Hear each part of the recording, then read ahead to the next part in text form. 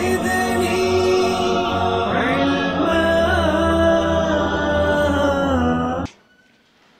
اعوذ باللہ السمیع العلیم من الشیطان اللعین الرجیم.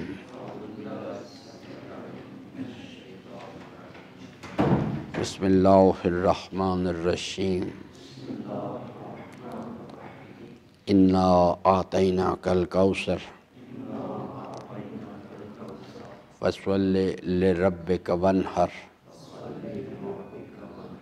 ان شانئک هو الابتر. صدق اللہ مولانا العظیم وصدق رسولہ الکریم وصلی اللہ علی سیدنا ونبینا محمد وآلہ الطاہرین. ربی اشرح لی صدری ویسر لی امری واحلل عقدۃ من لسانی یفقہوا قولی. انسانی زندگی کا مقصد روٹی کھا لینا یا بچے پیدا کرنا نہیں ہے، نہ محلات بنانا ہے. وما خلقت الجن والانس الا اللہ کا بندہ انسان بننا ہے، نہ کہ اس چیز کو یہ شکل آدمیت ہے، انسانیت تو نہیں ہے. یہ اس کے اندر کردار پیدا کرنا ہے، اور وہ چیز جو ہے اس کے لیے جو احکام دیے گئے تھے ہم نے ان کو اٹھا کے وہ پھینکا باہر. اور اس کا نتیجہ یہ ہے کہ اور اب معاشرہ اس روش پہ چلا گیا ہے کہ اگر اس کو کہا جائے کسی کو تو الٹا ناراض ہو جاتا ہے کہ آپ نے کیوں کہا ہے مجھے. معاشرہ اس روش کی طرف اب جا رہا ہے، سرکشی کی. بہرحال اللہ تعالی ہم سب کو ہدایت دے. آئیے جی، سورہ مبارکہ کوثر. اللہ تبارک و تعالیٰ کا ارشاد گرامی میں نے عرض کیا تھا کہ 3 مراحل پر مشتمل ہے. پہلی آیت کریمہ ہم اس پر بات کر رہے تھے. پہلے مرحلے میں عقل انسان کو خطاب کیا گیا ہے اور اس کو دعوت فکر دی گئی ہے، اس لیے کہ اس کو اگلے مرحلے ایک عملی بیہیویئر کی طرف لے کے جانا ہے، اور اس کے لیے پہلے اس کو ذہنی طور پہ تیار کیا جا رہا ہے. اور وہ چیز کیا ہے کہ الانسان عبید الاحسان، انسان احسان کا بندہ ہے. حضرت فرماتے ہیں جس کے اندر جوہر انسانیت ہے، یہ جو ڈبہ ہے نا یہ والا، یہ جس کو ہم کہتے ہیں انسان، اس کے اندر اگر جوہر انسانیت ہے تو حضرت فرماتے ایک مرتبہ اس پر احسان کرو، بس وہ ساری زندگی کے لیے آپ کا غلام بن جائے گا. الانسان عبید الاحسان، انسان احسان کا بندہ ہے. ایک مرتبہ صرف احسان کرو اس پہ، وہ ساری زندگی کے لیے تمہارا غلام ہو جائے گا. میں نے پہلے بھی سنایا یہ قصہ، پھر اسی حضرت کے فرمان کے حوالے سے عرض کروں. جوہر انسانیت بہت بڑی چیز ہے، بہت بڑی قیمتی چیز ہے. یہ میں سن 2000 میں حج کرنے کے لیے گیا، اللہ تعالیٰ نے توفیق دی. وہاں جہاں پر جس گروپ میں تھا، کراچی کا ایک گروپ تھا، اور وہاں ہم جب جا کے ٹھہرے تو ایک کمرے میں ہمارے ساتھ ایک کراچی کے برادر تھے، کوئی سید صاحب، رضوی صاحب شاید ان کا تھے. وہ بھی قریباً کوئی 50-55 سال کے ایج میں ہوں گے. تو 1-2 دن میں نے آبزرو کیا کہ ایک صاحب تھے وہ ہمارے ساتھ، ان کو وہ آغا صاحب کہتے تھے. وہ ان کے یعنی ہمارے ساتھ والے کمرے میں ایک کمرہ چھوڑ کے وہ بھی ساتھ قافلے میں، ہمارے قافلے میں تھے. ان صاحب کو ہمارے ساتھ جگہ ملی اور ان کو اس کمرے میں جگہ مل گئی. وہ تشریف لاتے تھے گاہے بگاہے دن میں 1-2 مرتبہ، اور جو ہی وہ دروازے پر پہنچ کے آواز دیتے تھے کہ رضوی صاحب، تو یہ ایسا لگتا تھا جیسے ان کو کرنٹ لگا ہے. آواز سنتے ہی ایسے جمپ مار کے کھڑے دوڑتے ہوئے جاتے تھے بات سننے کے لیے. فرمائیں تو جب 2-4 دن گزر گئے تو میں نے کہا کہ رضوی صاحب یہ کون بزرگوار ہیں؟ انہوں نے کہا یہ میرے محسن ہیں. اب مجھے جستجو پیدا ہو کہ میں کہیں کیا مطلب؟ کہنے لگے کہ مرزا صاحب آج سے تقریباً 20-25 سال پہلے، اس وقت وہ جنرل مینیجر تھے یعنی تھی ایک فیکٹری، اس کے جنرل مینیجر تھے یہ صاحب، کہنے لگے کہ آج سے یہ 20-25 سال پہلے کا واقعہ ہے، یہ صاحب جو ہیں جس فیکٹری کا میں جنرل مینیجر ہوں، جس کارخانے کا، وہ بہت بڑا کوئی سیٹ اپ تھا، وہ یہ صاحب جو ہیں یہ اس کے اکاؤنٹنٹ تھے۔ آج سے 20-25 سال پہلے میں آیا، میں اس وقت جوان تھا، میرے پاس کوئی جاب نہیں تھی، میں ان کے پاس گیا، میں نے کہا کہ آغا صاحب میں اس طرح سے، انہوں نے کہا کوئی بات نہیں، یہ دیکھو یہ کرسی خالی ہے نا، یہ کرسی ہے، ٹیبل ہے، یہاں بیٹھ جاؤ، کام شروع کر دو۔ انہوں نے مجھ پر احسان کیا تھا، یہ میرے محسن ہیں، آج میں جو کچھ بھی ہوں انہوں نے مجھ پر مہربانی کی تھی۔ کتنا عرصہ پہلے؟ 25 سال پہلے۔ آج وہ خود جنرل مینیجر، یعنی اسی ادارے، اس کارخانے کا جنرل مینیجر تھا، لیکن اس نے یاد رکھا اس بات کو، الانسان عبید الاحسان۔ میں سمجھتا ہوں کہ اولاد اس طرح سے احترام نہیں کرتی اپنے ماں باپ کا جیسے وہ ان کا ریگارڈ کرتے تھے۔ الانسان عبید یہ امیر المومنین کا فرمان ہے کہ جو انسان ہے اس پر ایک مرتبہ احسان کر دو، بس صرف، وہ ساری زندگی کے لیے تمہارا غلام ہو جائے گا۔ اور فرماتے ہیں جو ہو انسان نما، شکل تو یہ ہو، اندر ہو حیوان۔ فرماتے ہیں پھر جس پر احسان کرو اس کے شر سے بچو۔ فرماتے ہیں وہ تمہیں ضرور ڈسے گا، یہ نہیں ہو سکتا کہ تمہیں نہ ڈسے۔ وہ تمہیں اذیت دے گا، وہ تمہاری غیبت کرے گا، وہ تم پر تہمت لگائے گا، وہ تم پہ حملہ کرنے کی کوشش کرے گا۔ یہ امیر المومنین کا فرمان ہے۔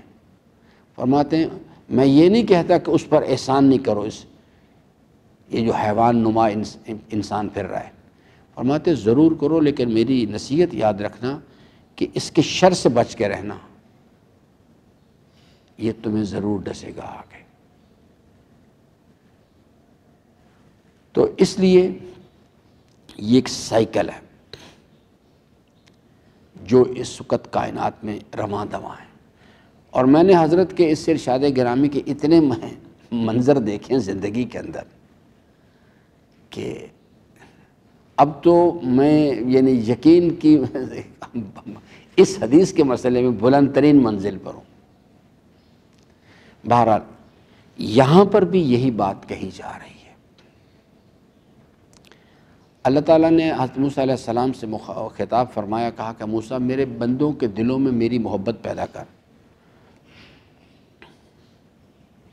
تو حضرت موسیٰ علیہ السلام نے فرمایا کہ پروردگارا میں تو تیرے ساتھ محبت کرتا ہوں، لیکن تیرے بندوں کے دلوں میں تیری محبت کیسے پیدا کروں؟ یہی نسخہ کہا۔ اللہ تعالیٰ نے فرمایا انہیں بتاؤ کہ میں ان کا کتنا مہربان پروردگار ہوں، وہ کچھ نہیں تھے، میں نے ان کو وجود بخشا، میں نے ان کو جوانی عطا کی، میں نے ان کو عمل کا اختیار دیا، میں نے انہیں نور عقل سے سرفراز کیا۔ اور پھر حضرت فرماتے ہیں دو نعمتیں ایسی ہیں جن کی جب تک وہ چھن نہیں جاتی انسان سے، انسان ان کی طرف متوجہ نہیں ہوتا۔ ایک حالت صحت، وہ سمجھتے ہیں کہ یہ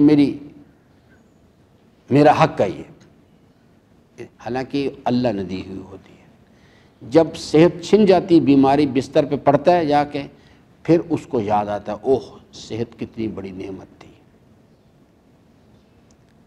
ایمان کے بعد ایمان کے جو تقاضے ہیں ان پہ عمل کرنے کے لیے سب سے زیادہ افیکٹو اور ضروری چیز صحت ہے۔ اگر صحت ہی نہیں، آپ کو انسان کو خواہش رکھنے کے باوجود کچھ نہیں کر سکتا۔ حالت صحت اللہ نے دی ہوئی ہے۔ امن، حالت امن، اس کے مقابل میں خوف۔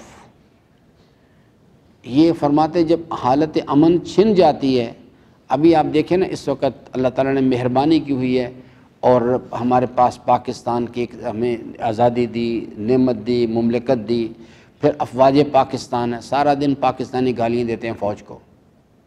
حالانکہ اگر یہ افواج پاکستان اس وقت جب کہ میں آپ سے بات کر رہا ہوں نہ ہوں، اللہ کی اس نعمت کے نتیجے میں صحیفہ سجادیہ پڑھیں، اس کے اندر امام علیہ السلام نے سرحدوں پر جو مجاہدین جو ہیں، یعنی اللہ کے دین کے لیے، مسلمانوں کی حفاظت کے لیے یعنی مصروف جنگ تھے، امام علیہ السلام نے باقاعدہ ان کے لیے دعائیں کی ہیں۔ اگر یہ چیز نہ ہو، میں آپ کو پوری ذمہ داری سے کہتا ہوں کہ یعنی آپ خاص طور پہ راولپنڈی تو ایک بڑا یعنی ہی سینسٹیو زون ہے، وہ بمبارمنٹ کر کر کے حشر بگاڑ کے رکھ دیں یہاں پہ، اگر افواج پاکستان راستے میں نہ کھڑی ہوں تو۔ حالت امن اللہ تعالیٰ کی بہت بڑی نے، سب کچھ لوگ بھول جائیں گے، یہ دفتر شفتر کاروبار اور یہ چیزیں سب بھول جائیں گے، یہ باتیں یہ کیا چیزیں ہوتی ہیں۔ تو اس لیے اللہ تعالیٰ نے اپنے بندے سے موسیٰ علیہ السلام سے کہا کہ موسیٰ ان کے دلوں میں میری محبت پیدا کر۔ تو کہا کہ میرے مالک میں تو محبت کرتا ہوں، ان کے دلوں میں کیسے پیدا؟ کہا ان کو بتاؤ میں ان کا کتنا مہربان پروردگار ہوں، یہ ہے انا آتیناک الکوثر، میں کتنا مہربان تمہارا تو وجود ہی کہیں نہیں تھا، آج میں نے تمہیں جوان، اللہ تعالیٰ خود اس مسئلے پر اعتراض کہتا آج میں نے جوان کر دیا تو تم میرے مقابل پہ آ کے باتیں کرتے ہو اور مختلف قسم کے تبصرے کرتے ہو۔ یہ اللہ تعالیٰ فرماتے انا آتیناک الکوثر، اے میرے بندے کبھی غور کر اپنی حقیقت پہ، اپنی اوقات پہچان، میں نے تجھے خیر کثیر دیا، کثیر نعمتیں دی ہیں، تجھے وجود بخشا، تجھے جوانی دی، تجھے عمل کا اختیار دیا، تجھے نور عقل سلامت نور عقل عطا فرمایا، تجھے محبت کرنے والے ماں باپ دیے، تجھے دوست احباب دیے تجھے، اور پھر فرماتا ہے کہ دیکھو میں عالمین سے غنی ذات ہوں، یا ایھا الناس انتم الفقراء الی اللہ، تم اللہ کے در کے فقیر ہو، تمہیں اپنے وجود کے لیے، اپنے وجود کی بقا کے لیے ہر لمحہ میری ضرورت ہے، اور میں عالمین سے غنی ذات ہوں، مجھے کوئی ضرورت نہیں بالکل بھی، میں عالمین سے غنی ہوں، مجھے کوئی ضرورت نہیں بالکل بھی، تمہاری فرما برداریاں یا نمازیں مجھے کوئی فائدہ نہیں پہنچاتی، اور تمہاری نافرمانی مجھے کوئی نقصان نہیں پہنچا دیتی، مجھے کوئی ضرورت نہیں کسی چیز کی، لیکن میں چونکہ تو میری مخلوق ہو، میں تمہارا مہربان پروردگار ہوں، تو میں آپ کو یہ بتا رہا ہوں کہ اس پہلو پہ غور کریں۔ اگر انسان کے اندر وہ جوہر انسانیت ہے تو وہ احسان کا بندہ ہے، جب اسے پتہ سمجھ آ جائے گی کہ میرا پروردگار میرا کتنا بڑا محسن ہے، کہ میرا تو وجود ہی نہیں تھا، اس نے مجھ پر یہ احسان کیا، جب اسے یہ بات سمجھ میں آ جائے گی تو وہ الاحسان و عبید الاحسان، الانسان و عبید الانسان، احسان کا وہ دوڑ دوڑ کے اپنے محسن کی فرما برداری کرے گا۔ وہ تو کہتا ہے کہ مجھے تو ضرورت ہی کوئی نہیں ہے، جو کچھ میں یہ کہہ رہا ہوں فَصَلِّ لِرَبِّكَ وَانْحَرْ، مجھے کوئی ضرورت نہیں بالکل بھی، چونکہ اَلَا یَعْلَمُ مَنْ خَلَقَ، میں نے سارا سسٹم بنایا، مجھ سے بہتر کون جانتا ہے کہ تیرے لیے کس چیز کی تجھے ضرورت اور تیرے مسائل کیا ہیں۔ تو فرماتا ہے فَصَلِّ لِرَبِّكَ وَانْحَرْ، ایسا کر، یہ جو میں نے وجود تجھے دی ہے، تجھے مہلت دی ہے، عمل کا اختیار دی ہے، اس ٹائم لائن میں یہ دو کام کر،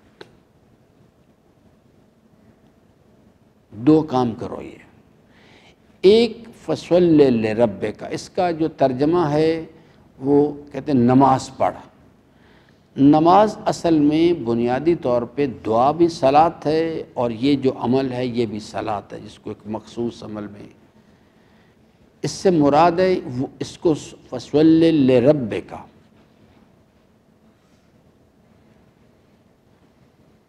وہ اپنے پروردگار کی نماز پڑھ۔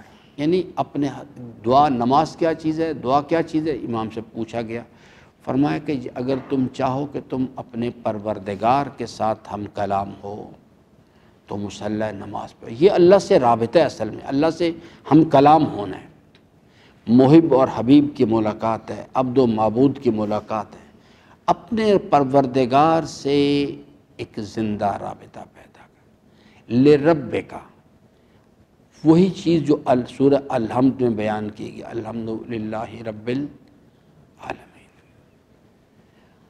اس بات کو یقین پیدا کر کہ وہ تیرا رب ہے، اس نے تجھے وجود بخشا ہے، وہ تیرا پیدا کرنے والا ہے، وہ تجھے کمال کی طرف لے کے جانا چاہیے، بس اپنے رب کے ساتھ ایک زندہ رابطہ رکھو۔ اور ایسی نماز صلاۃ الخاشعین، ایک زندہ رابطہ اپنے پروردگار کے ساتھ پیدا کرو۔